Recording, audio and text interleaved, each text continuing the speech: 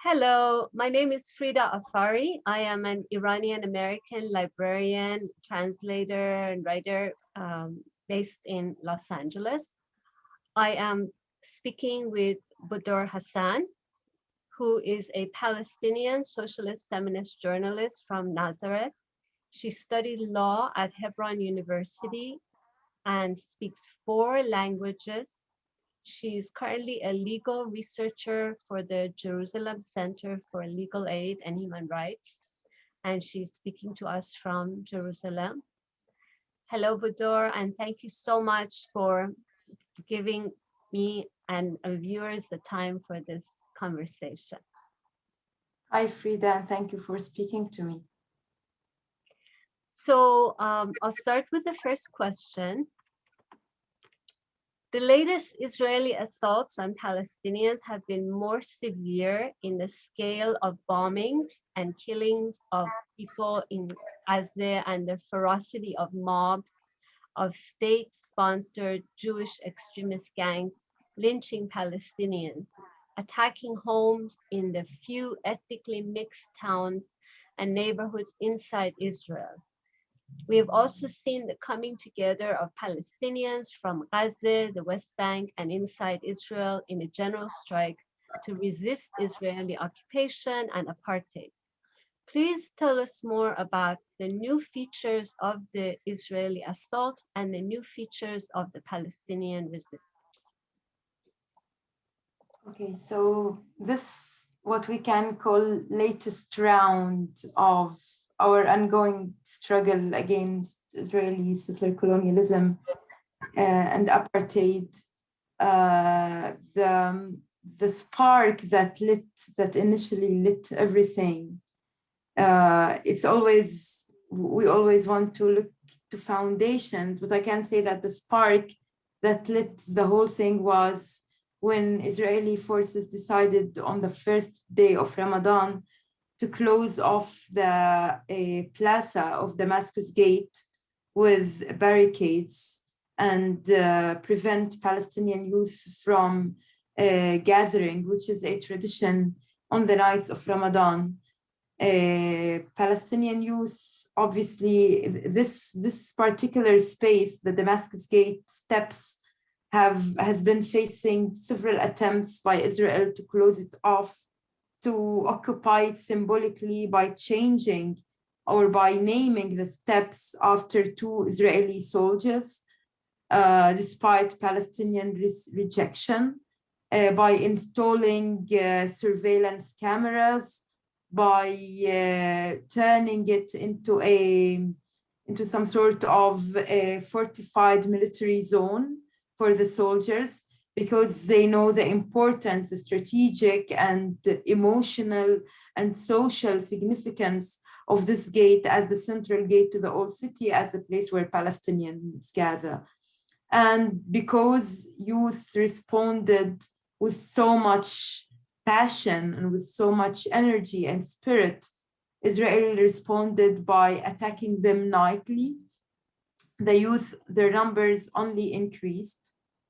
This led after that, on the second Thursday of Ramadan, a group of settlers led by the settler organization Lahava marched on the streets of Jerusalem, calling for death to Arabs, as they always do. It's obviously very important to see them in the context. These settlers are not only empowered by the state, they are supported by the state. They're not simply a fringe or some sort of extremists who don't represent the state.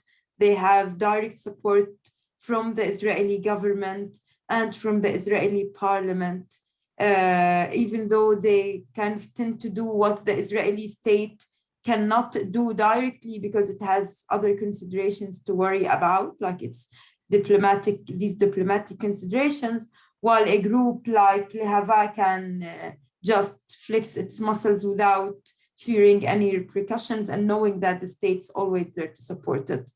Palestinians only escalated their struggle. They forced Israel to withdraw, the Israeli police to withdraw the barricades from Damascus Gate.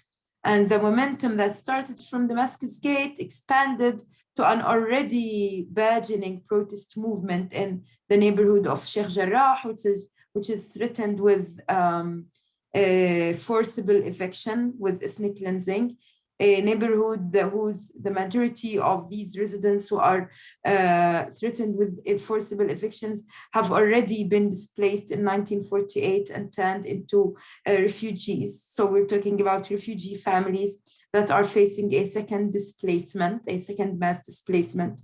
So the movement that started in Damascus Gate joined hands with the movement that was growing in Sheikh Jarrah. And from then also movements from all around Palestine joined in solidarity and and emphasized that the struggle of Sheikh Jarrah is a microcosm of a larger struggle taking place across Palestine.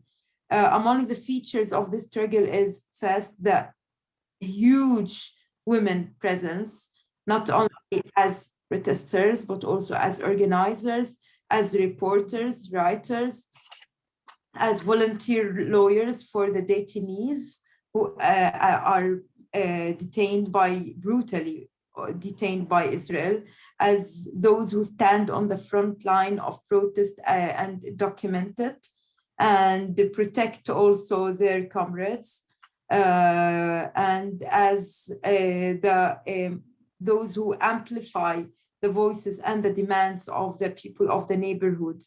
And also on the technical level or on the organizing level, they organize transport, public transport to the neighborhood, to Jerusalem, to support the people of the neighborhood. They organize activities to keep the momentum going. The movement in Sheikh Jarrah has greatly benefited from the feminist movement Tal'at, which had already been active and whose presence is very clear, it was very vocal and clear, both in Sheikh Jarrah and in the protest on Damascus Gate. So this is one of the main features of the protest. Another feature is of the current protest movement is how it erased the boundaries, the colonial boundaries that separate and fragment the Palestinian people on both sides of the Green Line. So basically, it erased the color of this line and joined Palestinians regardless of where they are. And obviously, the support that it has been building from Palestinian refugees in the diaspora, which has been one of the most felt support that we have been receiving from from the refugee population in the diaspora. Obviously, since after Gaza entered into the equation, which when the leader of the military wing of Hamas, of Qassam, Mohammed Deif, threatened that if Israel doesn't withdraw from Sheikh Jarrah, there will be a response. And if the attacks on Al-Aqsa Mosque continue also, there will be a response. Once Gaza entered the equation, the whole face of the movement not only changed, it escalated. Many feared that the fact that we're having a war would diminish the popular struggle taking place within the Green Line or in Jerusalem. But the opposite happened. We realized that we had a responsibility to protect our people on Gaza by going to the streets, by disrupting the normalcy of occupation here, and by saying that we'll continue. We can't enter Gaza to support our people there, but we can continue marching in the streets and basically disrupting the Israeli police, the Israeli army, forcing it to put more manpower, forcing it to have to work on so many different fronts. And this is what we have been saying. The case of the mixed cities, or the case of Palestinians inside 48 or within the Green Line, is obviously the first reason why they rose up was to reinforce their connection with the people in Jerusalem and with the people in Gaza. But they also have other reasons of their own, which are to protest Israel's 73-year occupation, which they refer to it now as occupation, and erasure of their identity, of their presence, their exploitation, their alienation, and all the policies meant or targeting their very presence, how the Israeli police have supported organized crime in Palestine 48 within the Green Line, have the police has been brutally attacking people, how the Israeli state and has used institutionalized racism, discrimination, exploitation against Palestinians within the Green Line. All these long decades of exploitation suddenly erupted and forced and led people into the streets. And this is why it's important not to fall in the trap of treating the protests in mixed cities like Led, Akka, Jaffa, Haifa, not to treat it as intercommunal or a civil war between Palestinian and Jews, but to view it as an uprising by Palestinians against state-sponsored settlers, basically. We're talking about the so-called Torah nucleuses, the Ger'in Torani, which are religious Zionist organizations that have been supported by the states, that have been colonizing and building settler outposts in mixed Palestinian cities with the explicit aim of Judaizing these cities and forcing Palestinians out. This has led to massive gentrification of these mixed cities, of forcing Palestinians into the margins and sometimes forcing Palestinians outside of these mixed cities, of raising the prices of real estate. We're talking about religious Zionist groups that understand the link between real estate and ideology, and they're using the sponsorship that they have from the state to brutalize Palestinians. And this has only added to the poverty, to the state-sponsored poverty imposed on Palestinians, to the internal violence, which is not really internal because it's a violence that sponsored and supported by the state, especially after the uprising of 2000, when the Israeli state, when 13 Palestinians were killed by Israel for rising in solidarity with Al-Aqsa Mosque and with the people in Jerusalem and the West Bank.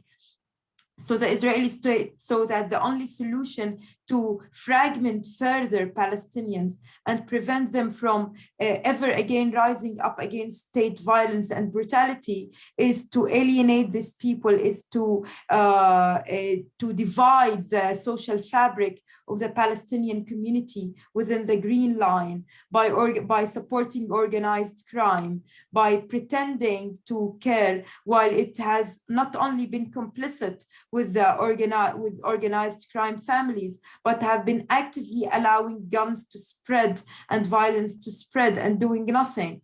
And actually, for many months, Palestinians in many cities have been protesting the role of that the Israeli police as a racist organization has played in fueling the crime, and have said that the solution to what's going on is not simply inclusion and not simply to have more police units, because police has always aimed to kill us, not to protect us. But the solution is to actually to treat it from its root, to know that Israel as a colonial regime has used so many strategies in order to kill our resistance and to erase our identity. And the only solution to face this is to understand our extension as Palestinian people. And this is what the current uprising has made it possible. And this is what we saw during the general strike that Palestinians declared last Tuesday, when from the river to the sea, Palestinians went on strike, despite Israel's threats to repress them, to fire those who went on strike, especially the more vulnerable and marginalized workers who don't really have networks of support. But we also saw how many volunteer Palestinian lawyers have said that they are going to support any Palestinian worker threatened with expulsion or being fired on account of participating in the strike. So all these modes of solidarity that are challenging colonial borders, that are redefining and reclaiming Palestinian geography, as it was, is really one of the most important features of the current uprising. Thank you, Budour. That was a wonderful, wonderful introduction. And I really appreciate both the further explanation that you gave of the state-sponsored nature of the gang attacks.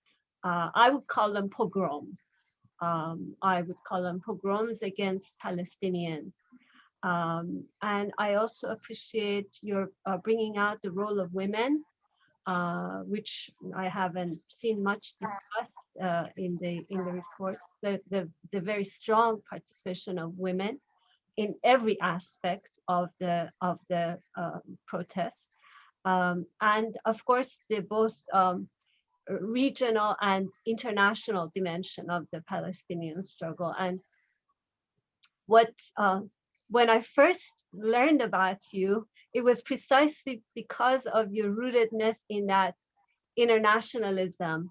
And I remember reading a statement that you had written in solidarity with Syrian revolutionaries. And you've also written about the Kurdish struggle in the Middle East. And that takes me to my second question, which is, you are a Palestinian socialist feminist who openly expresses her opposition to all capitalist, imperialist, and religious fundamentalist powers and forces in the region. In your blog, Random Shelling, you say that you despise nationalism and patriotism and stand for universal human emancipation. You have expressed your solidarity with Syrian revolutionaries against the brutal and authoritarian Assad regime, with Kurdish activists for Kurdish self-determination, with Iranian women protesting against the brutal Iranian regime. Why has it been so difficult for us Middle Eastern socialists to promote this type of principled stand and come together around it? I think one of the reasons is that we tend to think short term. And I think the way this region has been divided in terms of who supports who militarily, especially, has led us to believe that as Palestinian, we should support or stand with any power that claims to oppose the United States. And I stress the word claims, because on many occasions, it doesn't really oppose the United States per se, but use it as a fig leaf to cover its oppression. And even if it's, and sometimes there is obviously the material fact of some of these regimes supporting military and armed resistance in the region. Now we know that they do that for their own private interests. But again, the very fact, especially for many of us, for instance, as Palestinians who had long felt abandoned, then when we feel like there are very few states that support us militarily or rhetorically, then we say, okay, so how can we come against these states? Obviously, it doesn't justify. I'm just trying to think why it has been so difficult to overcome this state-centered approach to what's going on. And I think this is a problem of nationalism in general, of the modern nation state also, that we can't think beyond state and beyond these narrow interests. And I think this has also unfortunately reflected, for instance, very few Palestinians know about the very active role that Kurdish women, both in Kurdistan and in those who are refugees in Europe, have played in support of the Palestinian cause, because the voices that are amplified is that of the few Kurdish political leaders who are sympathetic to Israel or who express that they don't care about the Palestinian cause. Very few Palestinians hear about the Iranians who have always supported the Palestinian struggle, be it and also opposed the Iranian regime, be it in Iran or those Iranians who lived in Europe or who are refugees who have been displaced or forced into political exile in Europe and the United States. So very few of us know about them, but instead we know about the right-wing Iranians who always say, don't care about Palestine. We have our own concerns, and who incite against Palestinians or who express their support for Israel. I think the fact that this selective coverage of which voices get attention, that these right-wingers, instead of those who have always supported us, get attention. And on the other hand, the same happens here. We know much more about those who support the Assad regime, those who support the military governments, the military dictatorships, rather than those who have always been vocal in their opposition against all forms of oppression and all regimes of oppression. I think it's a matter of which voices get amplified. I think it's also a matter of our really terrible political reality, in which you don't really have the luxury of choosing your allies, because it is sometimes forced on you, and you feel like there is very little you can do. And sometimes you feel like as individuals, we only have our voices. We don't have weapons. We are always accused of not thinking strategically, of being too innocent or too naive or something, because and forgetting what's the larger picture. I think I can't deny that it is very complicated.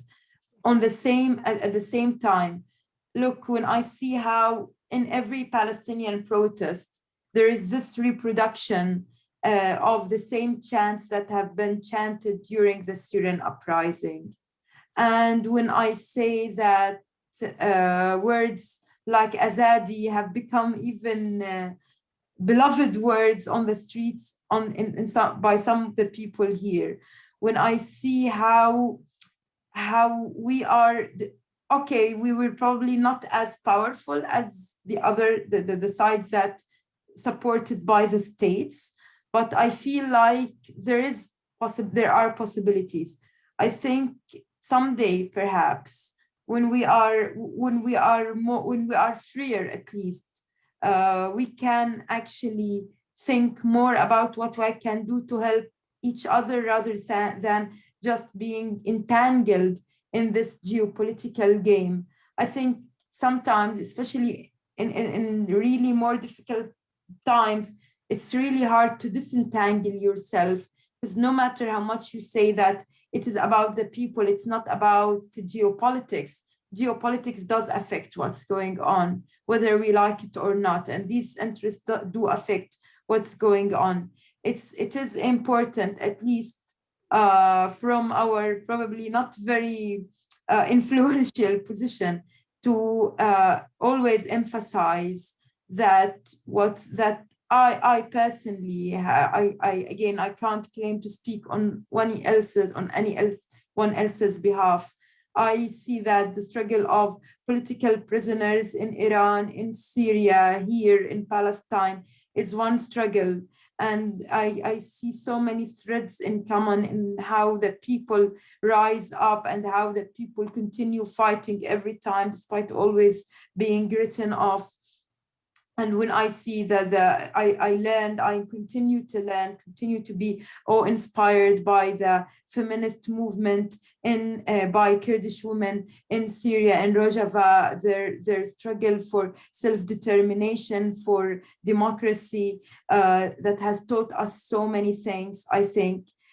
So all these things, and also obviously Kurdish women in Turkey, Kurdish prisoners, political prisoners in Turkey. Again, we also have the claim of Erdogan to support the Palestinian cause, but obviously we know how cozy he is when it comes to maintaining economic relations with Israel. So again, it is always deflating to see other people buy into these propaganda. I think it's very important to work on this. I do understand that it takes time.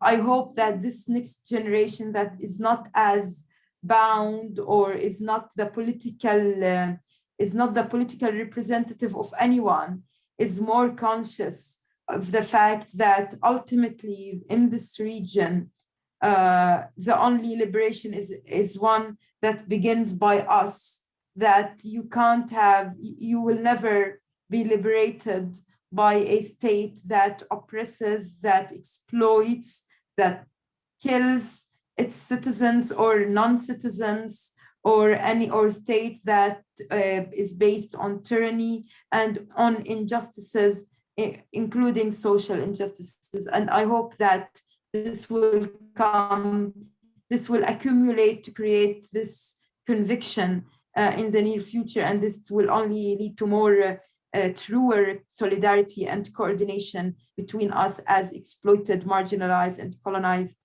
peoples in this region. Yes, I hope so too. And, you know, I definitely agree with you that when a people are under so much pressure, under occupation, and being shot at and killed, and you know, suffering from pogroms and daily assaults, that it is very hard to disentangle yourself from the geopolitical game.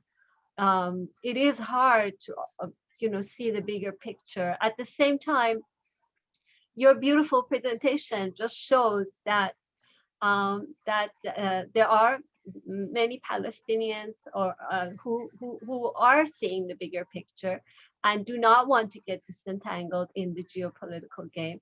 And at the same time, I think your response just suggested that the focus on women's struggles and political prisoners are two areas in which we can really allow for that kind of regional and international solidarity. So that's what I'm going to turn to now.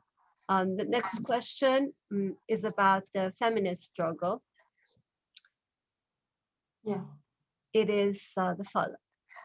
In September of 2019, hundreds of Palestinian women took to the streets in Haifa, Jerusalem, Ramallah, and Gaza to protest against femicide. They chanted, "Free homeland, free women," and said they do not separate the struggle against Israeli occupation from the struggle against misogyny and femicide. They demanded action against gendered violence and called for the recognition of women's right to autonomy. How has this Palestinian Me Too movement fared? What is the state of solidarity between Jewish and Palestinian women, given that militarism and misogyny is pervasive in Israel? Okay, so I will divide my questions into two sections. The first pertaining to the movement itself.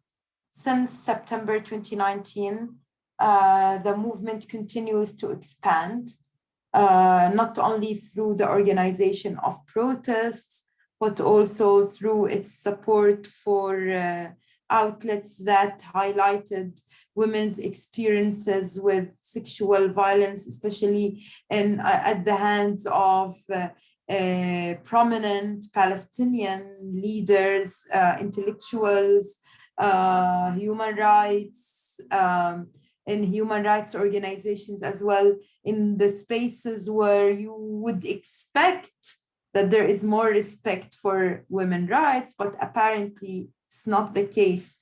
And it just goes to show how misogyny is everywhere, really, not just including in human rights or within a human rights organization and in the academia as well. And the role of this movement and how this movement has also joined other social movements growing inside Palestine, like the movement against, like the movement which started in the Palestinian city of al-Fahm within the Green Line against the Israeli police and its role in supporting and empowering organized crime. So Talat and the movement of al-Fahm and other student movements participated in the organization of these protests. They also joined hands in hands with LGBTQ movements against violence and incitement against LGBTQ and queer activists and queer people in Palestine, whilst at the same time condemning and clearly taking a stance against Israeli pinkwashing and the machine basically of Israeli pinkwashing. So there have been small steps, but there has been much work behind the scenes, not only on the street in organizing. And the importance of the work that Talat has done since 2019 has been reflected in what we're seeing now, because activists in Talat as a movement and as a part of an umbrella of social movements has participated in the organizing for the general strike and what to do during the general strike in order to turn it not just into a day of off, but a day of action, a day of protest, a day of crystallizing consciousness.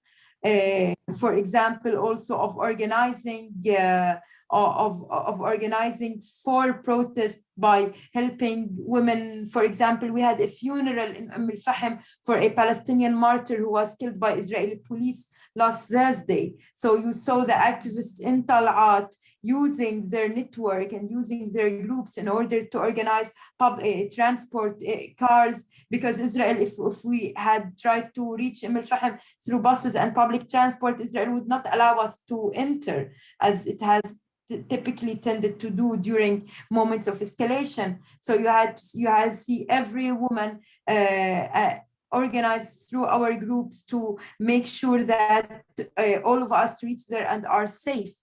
Also, there have been this mutual movement of support of those women who we can share our experiences during the protests, what we go through, if there are also misogynistic remarks that we face from within the protests, or if there is obviously the biggest threat that we as Palestinian women face when we are at protest is Israeli soldiers and police men and women's attacks on our bodies, on the sovereignty and autonomy of our bodies. This is the main attack, but obviously highlighting all this and make sure that women are always there in the public space, even when our presence annoys some conservative figures within these public spaces. So this was very important.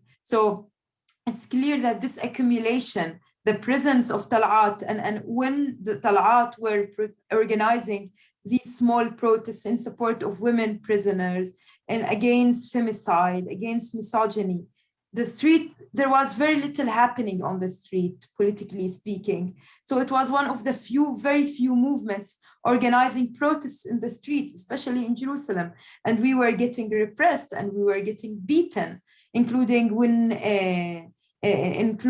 we organized a protest in support of Iyad, a Palestinian who was killed by Israeli police and who has autism, and who was killed by Israeli police in Jerusalem. So we were brutally killed when we participated in a protest against this killing. We were brutally beaten by the police.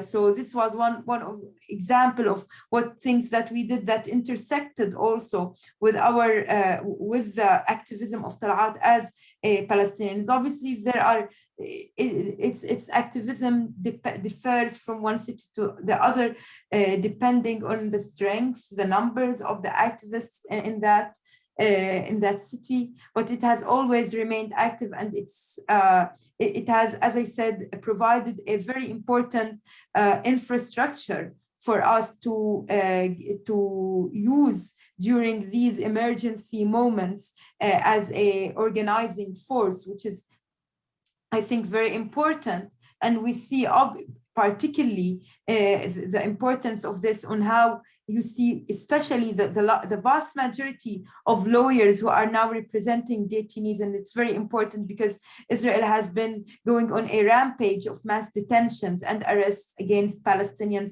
on both sides of the Green Line. And you see how the vast majority of the lawyers representing these detainees pro bono are female lawyers. Who stay all night really without running on very, very little sleep to support the detainees and really stretching themselves to the very limits. So all these are examples of the role that Palestinian feminists, whether within the under the auspices of Tal'at or as feminists or as women, have contributed to this current explosion and to this current movement. Now, on the other side, regarding your question, unfortunately, or perhaps it's not surprising, obviously, Israeli women, Zionist women, have played a central role in enforcing and supporting Israeli militarism. We see this in those police officers who beat us in the streets, many of whom are women, the Israeli border police women. We see it in those who serve in the army and pride themselves in serving in the army, and who are, we see these in the Israeli ministers, female ministers and Knesset members who incite against us, threatened in 2014 with raping Palestinian women, and who have waged a war on Palestinian women. We see this on the racism of Israeli women and Israel, including Israeli feminists, including Israeli liberal feminists, against us. The most liberal, one of the most staunch Israeli feminists, Zionist feminists right now in the Israeli Knesset, Merav Michaeli, who was the leader of the Israeli Labor Party, actually, when she was asked about what the Israeli army is doing in Gaza, she said that she has full trust in the Israeli army. It's the only professional, its morality is never in doubt. It's the only professional organization. So when you see these remarks, obviously the vast majority of them have served in the army, in the Israeli army, are very militaristic. While they don't probably directly participate in mob attacks against Palestinians, or while some of them even oppose, but they are very active in the incitement. And this is why it's very important not to fall for this claim, oh, the only ones who are attacking are men. Perhaps the only one who are carrying out the attacks are men, but Israeli women are playing a leading role in inciting them and in participating them. So it's kind of, it's very important not to fall for this. And I think this is why I always have believed that it's impossible for Palestinian women, Palestinian feminists, to have any sort of alliance with Israeli Zionist feminists, because our objectives are so entirely opposite to one another. Because for them, the militaristic nature of the Israeli state, the foundational myth of the Israeli state, is never put in doubt. And because for them, their whole feminism stops the moment we try to talk about Palestinian right to return, to dignity, to liberation, to freedom, even though sometimes they might fake caring about our rights. But it's not as feminists, as Palestinian feminists, we can't separate our emancipation as women from our emancipation as Palestinian. This is why the only way to support us, or the only alliance, or the only ones we can find any common ground with, are those who express their explicit opposition to Zionism, to Israeli militarism, and who actually say and acknowledge that you can't separate the fight for feminist liberation from the fight against Israeli settler colonialism. And what about the non-Zionist feminists inside Israel. What about those connections? Surely not all the feminists inside Israel support Zionism. Not all, but the anti-Zionists in Israel are a very, very small minority, I have to confess to you. Obviously, some of them participate in boycott movements. Some of them even join some of our protests and participate in protests, and have actually been attacked and beaten by Israeli police. And I think, yeah, although they are a tiny, tiny, tiny, tiny minority, but yeah, they definitely exist. And they had fought. Some of them actually had left Palestine because they found out that it's impossible to actually stay here and preserve your, staying within this system that privileges one people just on the virtue of their religion or ethnicity. They just couldn't reconcile with this. But of course, for me, the litmus test is those who say they support the right of return, they oppose Zionism, and they respect Palestinians' choices of how to lead our cause. For me, they are welcome in the Palestinian struggle against colonization, and they know that they are welcome. Actually, again, as I say that, I acknowledge that they are a very small minority, but I also acknowledge that they exist. And some of them have not even don't even self-define as Israeli, and have used their privilege in order to support the Palestinian cause, especially to work in movements for boycott from within. And we value that as Palestinians. So yes, I can't say that there is a strategic work to create alliances with them. I say that our alliance is predominantly among Palestinian women, just because of the nature of the struggle here. But as I say that, I'm also think that they despite their small numbers, they have always supported us, and we value the support. And above all, also, we value those who acknowledge and realize that this struggle must be led by Palestinians, and they must listen to the voices of Palestinians and not use their privilege as something that gives them the right to tell us or to preach to us what they do.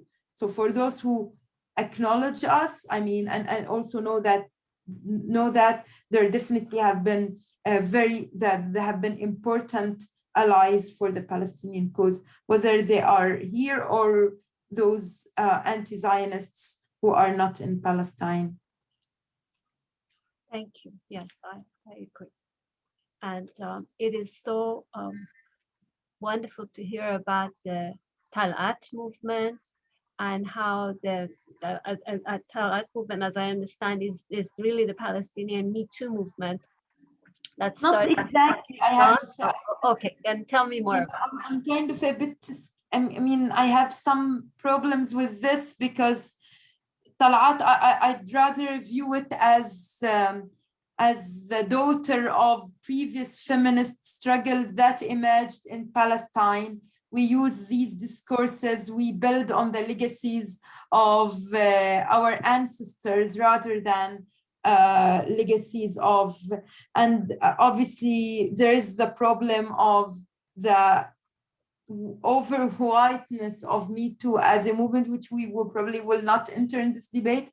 But of course, some of the things that emerged after Talat became a movement is that, yes, Palestinian women who wanted to speak out against, and many can't speak out, but those who could speak out and who received the protection and the support to speak out, And yes, every place in the world has its own Me Too movement. It can be framed or articulated differently, and I think it must be like that.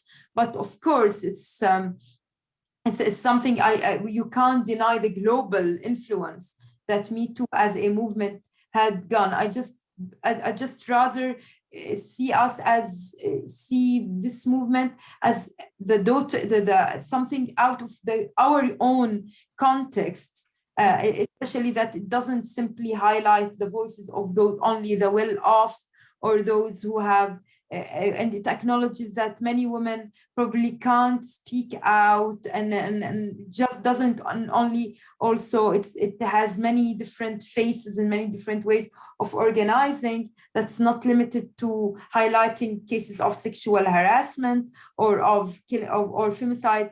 I probably see it more connected, for example, to the movement of Ni Una Menos, the Argentine feminist movement, or also the Mexican feminist movement, or the feminist movement in Chile, to be honest, rather than connected with Me Too, if I'm being honest with you. Oh no, that's wonderful. Actually, um, that similarity with the Ni Una Menos movement in Argentina and the Mexican women's movement against gender violence and women's strike, the whole women's strike movement. That's wonderful connection. And I also honestly did, when I said Me Too, I didn't mean it as a Western centered movement. And I mean, considering that Me Too in the US, it was founded by Tarana Burke, who's an African-American woman. And so it was rooted in the struggles of African-American women, and certainly not rich women or well-off women.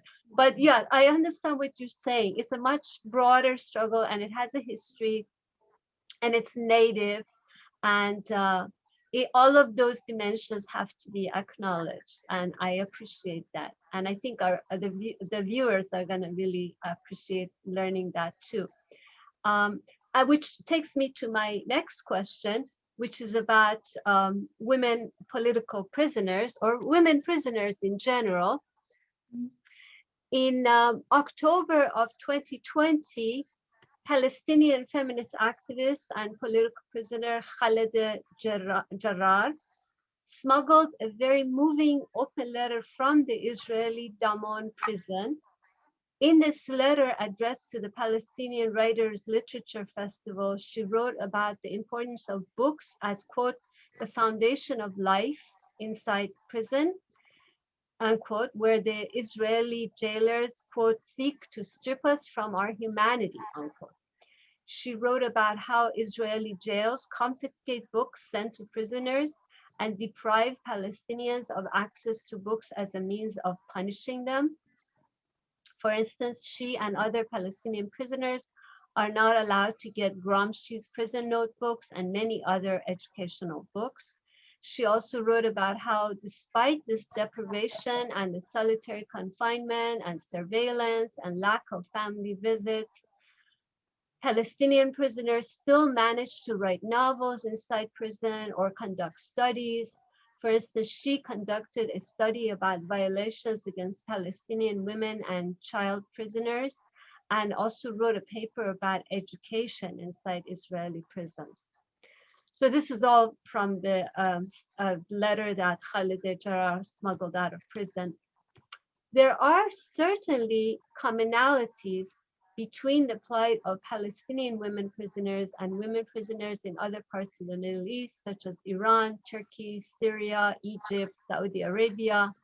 And yet, there have been few attempts to organize joint support for women prisoners in the region, or draw global connections between the plight of women prisoners in the Middle East, US, China, Myanmar, Africa, Russia, Latin America, and elsewhere. Why do you think so little has been done by socialist feminists in creating regional and global connections concerning the issues of women prisoners? And what do you think we can learn from abolitionist feminism in the US, again, started by African-American women, What do you think we can learn from abolitionist feminism in the US in moving in that direction? I thank you for sharing and quoting from Khalida's letter. Khalida has been in and out of Israeli prisons basically for the entirety of her life. And her presence in prisons also has supported so many younger female prisoners, especially those who are not well known or not supported by their families, and who are come from poor and working class communities, and don't get to have the media attention. Khalida has always used whatever attention she has received in order to highlight their case, and there is no prisoner, female prisoner in particular, who come out of prison who doesn't mention the role Khalida. Even those with whom she doesn't agree ideologically, she has always supported every woman prisoner. Khalida is a socialist, but she also has always supported women, regardless of their women prisoners, regardless of their political affiliation, and they've always respected her. I think your question, again, the same answer applies. The problem is the problem is we don't, instead of viewing our struggle against the prison industrial complex worldwide, we view it against certain regimes. And again, this idea that there are some good jailers and bad jailers, and we will support the women who are imprisoned by the so-called bad jailers. But if they are imprisoned by good jailers, even if they are leftists, and obviously our support shouldn't only be limited to women leftists, and again, shouldn't only be limited to political prisoners. Because when we say abolition, we say abolition of the entirety of the prison industrial complex, whether the background of the detention, the arrest is criminal or political. But this is also another problem, is that we always privilege the issue of political prisoner and tend to overlook non-political prisoners, be it women or men, which is also another big question, and another part where we can learn a lot from the Black abolitionist movement in the United States, which has never limited itself to political prisoners, and which has always rejected respectability politics that tend to privilege one group of prisoners over the others, and has called for explicit abolition of all prisons and of the entirety of this system that is based on the punitive system, basically, that has proven time and time again its futility in actual, and that it doesn't, not only does it not end crime, it actually reinforces crime and reinforces discrimination and reinforces forced labor and etc. So I think we read some of these literature, we don't really work in accordance with it, and that's one problem of how you turn the literature into something, from something you just read in papers into something that moves your work.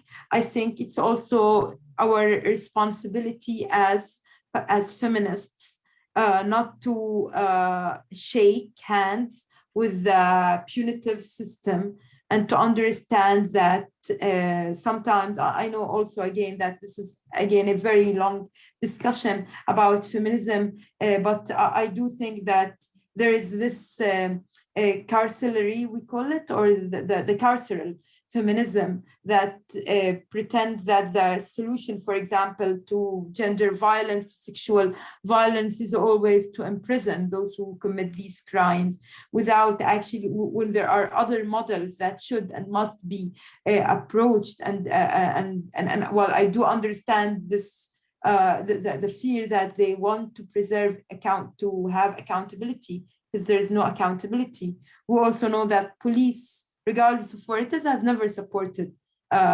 really supported feminism, women's calls for ending violence, but has been reinforced the biggest force that has supported violence against women. So I think this is one reason why it has been so difficult to find solidarity, is that we as feminists in our own can't erase this, or can't really think beyond political and non-political prisoner. Second, as I said, because of the commitment to distinguish between good jailers and bad jailers and decide whom we are going to support based on the identity of the jailer, rather than the fact that we should reject the prison industrial complex everywhere.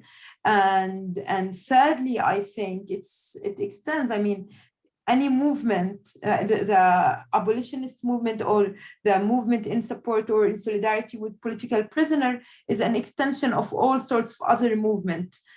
So when you have the same problem within the movement at large of breaking these political affiliation and breaking these boundaries, so it's not surprising that when it comes to prison, we are seeing the same problem. I've always been, as you said at the start, if there is one issue that should unify us, it's the issue of prisoners, because imprisonment is an immoral and inhuman way of responding to anything, really. It's one of the most repressive, suffocating ways to treat to treat human beings. And add to it what happens in prisons, from torture, from denial of basic rights, from surveillance, from really the gaps that go, the destruction of the spirit that these prisons enact, both on the spirit and on the body of the prisoners. So I think if there is anything that we should do, is to use this rejection of this form of punishment and discipline in order to unify us. I do hope really that one day we can break free from these ideological cages, really, because I do consider them to be cages, and actually think more internationally and more universally of how to support, how to have this overall and this universal movement for abolition, based obviously on the hugely important work initiated by Black American abolitionists, and which has reached out and which has inspired us to turn this literary and to turn this inspiration from something that we read into something that we implement in our praxis. Thank you. That was beautiful. I totally agree with you. I mean, this whole conversation has been so illuminating, and I really agree with you that the main barrier is that we cannot break through the prison mentality and the prison model, and of course what you said earlier about being caught up in the geopolitical games and not having a global view. Both, I think, go hand in hand.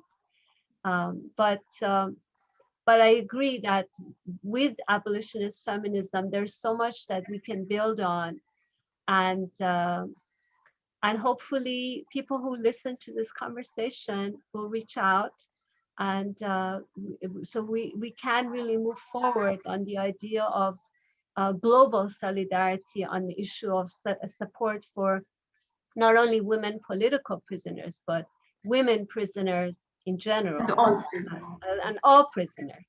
And I called the women or prisoners who are not political prisoners, I call them social prisoners, because they're still damaged by society, and it's the fault of society and our lack of care and lack of attention and all the harm done to people that makes them end up in prison. Yeah, they are scarred by, they are scarred by institutions of exploitation and oppression, and their imprisonment only make these scars bigger and bigger and these bruises bigger and bigger, so that even if they get out of prison, the damage not only grows, they are unable to actually, especially here, you know, Frida, the stigma that is attached to women who are imprisoned, regardless of the reason. Yeah. The stigma is a huge thing. It actually makes it very difficult for women to actually go back to life. Yeah. Obviously, there's a stigma in any kind of imprisonment, but for women in particular, it's a big factor. Not to mention the women prisoners who are mothers, who are single mothers, who are. I mean, there are so many sisters, and who poor, and the vast majority of them are poor and working class, and who are even, unfortunately, who are even forsaken by mainstream feminism. Yeah. And that's very sad and very depressing. It's just that some movements feel like there are people who are not quote unquote cool to support. Yes. They add. They kind of make our struggle look ugly, you know.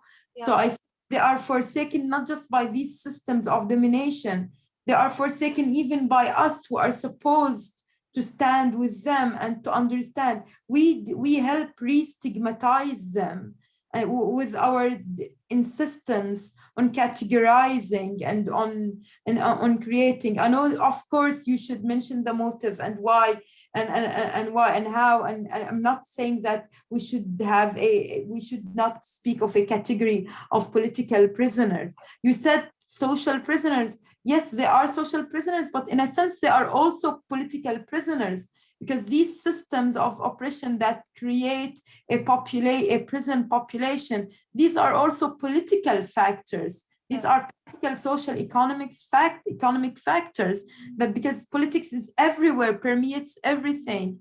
And it's our failure to actually respect the humanity and the beauty of these people and of these prisoners is something that has let us down, and something and it's one of the really, I think, down of the many problems of bourgeois feminism in general, I should say.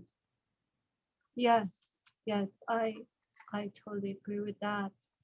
And hopefully this conversation will lead to others reaching out and moving forward on this issue, because it's just a burning issue and we can't leave it at this. We really need to act on this issue.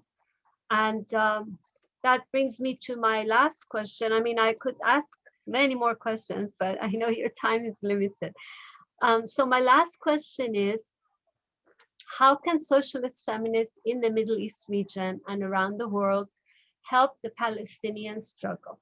Specifically speaking, as an Iranian socialist feminist, I would like to know how Palestinian and Iranian socialist feminists can create strong bonds of solidarity that also expose the Iranian regime, Hamas, and any entity that claims to support Palestinian self-determination but promotes capitalist authoritarianism and misogyny. Okay, so I think first of all, I think that it's a very complicated question, I have to say, that really requires a nuanced thinking. I think especially for us Palestinians, there is always also this separation between, yes, Hamas as a political party is authoritarian and we have so many problems with that.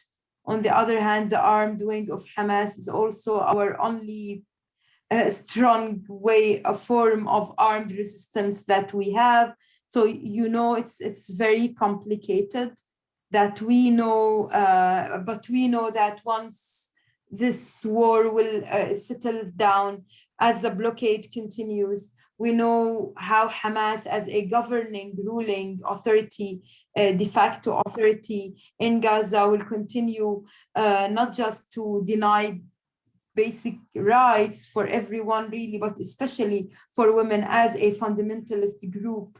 So this is one of the things that we should also keep in mind. So this is, this is one of the contradictions that we have. We have no option but to face, really.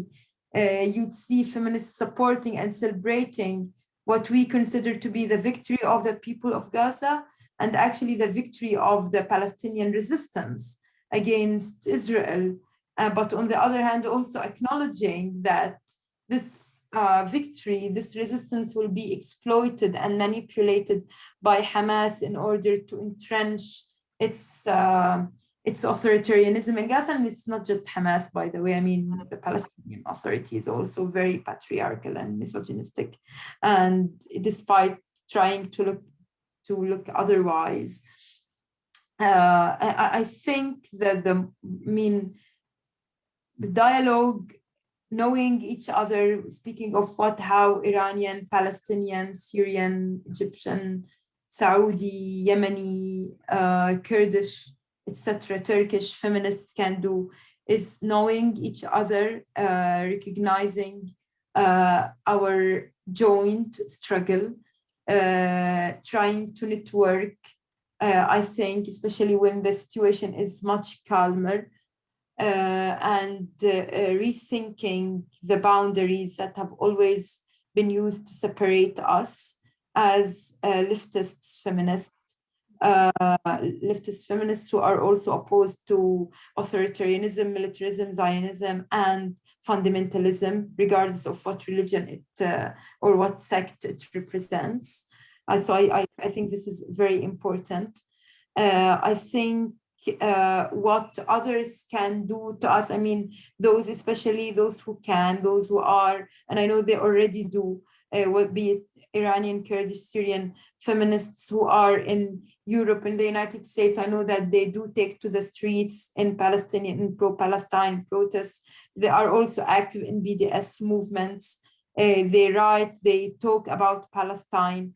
I know how influential they are in the Palestinian movement, and it's really, and I hope that many Palestinians also know that, and not just see, you know, whenever an Iranian, for example, an Iranian singer, artist who's affiliated with the opposition, an Iranian figure who is affiliated with the opposition, comes and expresses his support for Israel, we see a storm and so much attention, but we don't get a fraction of this attention to the numerous Iranian who are also opposed to the, as I said earlier, who are also opposed to the Iranian regime and who are also opposed to Zionism. This is not amplified, this is not highlighted.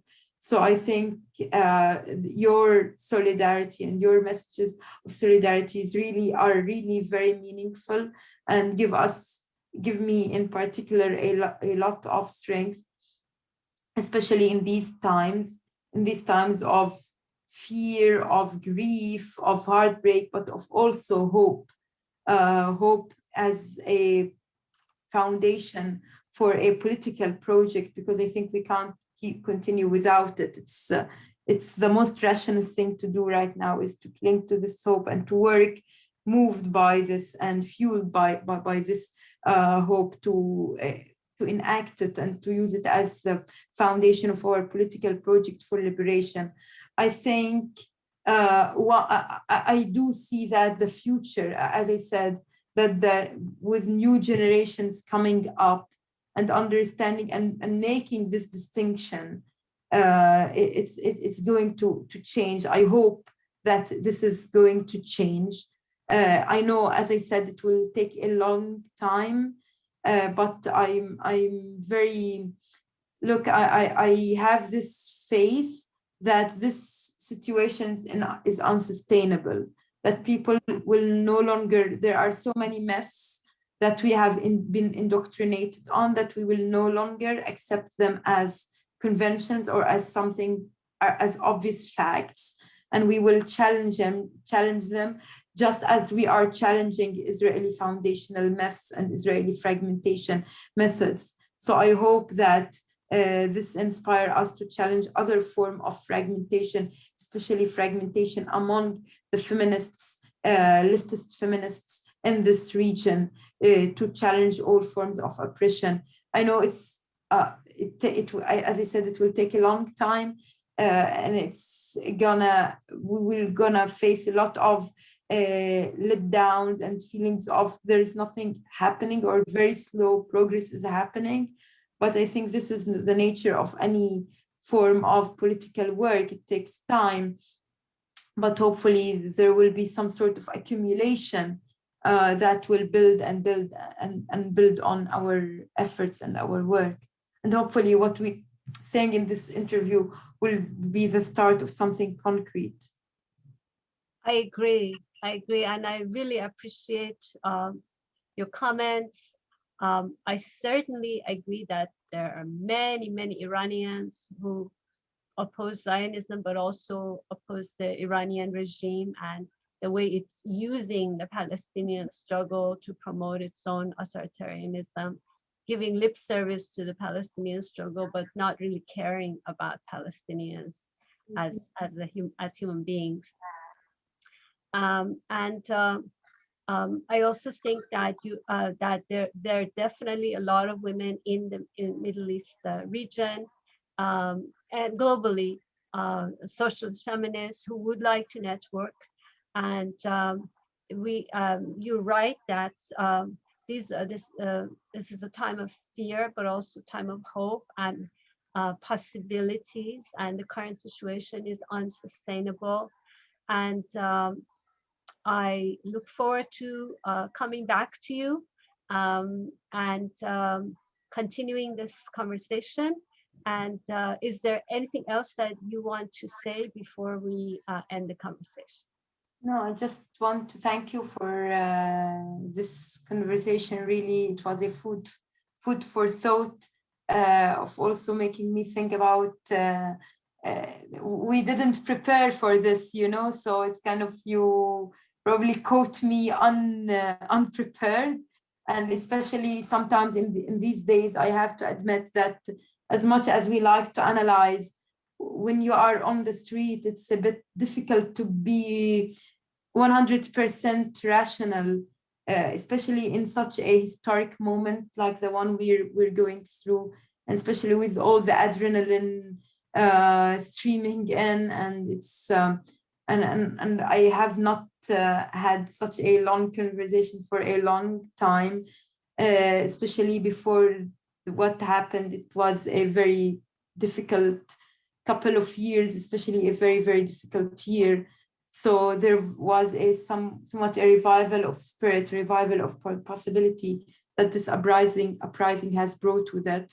So I just thank you for allowing me to think out loud, and for us challenging me with these questions, and with really stimulating me to think. And hopefully we will have other conversations, and we will keep thinking together and keep working together, and working together for a better future for all of us. Thank you. And I just want to say, Budour, that even when you say you're caught unprepared, you're so thoughtful and so articulate that if that's what being caught unprepared means, then I don't know what you can do when you're prepared, because this was tremendous. And I learned a lot from our conversation. Thank you so much. I'm going to stop the recording now.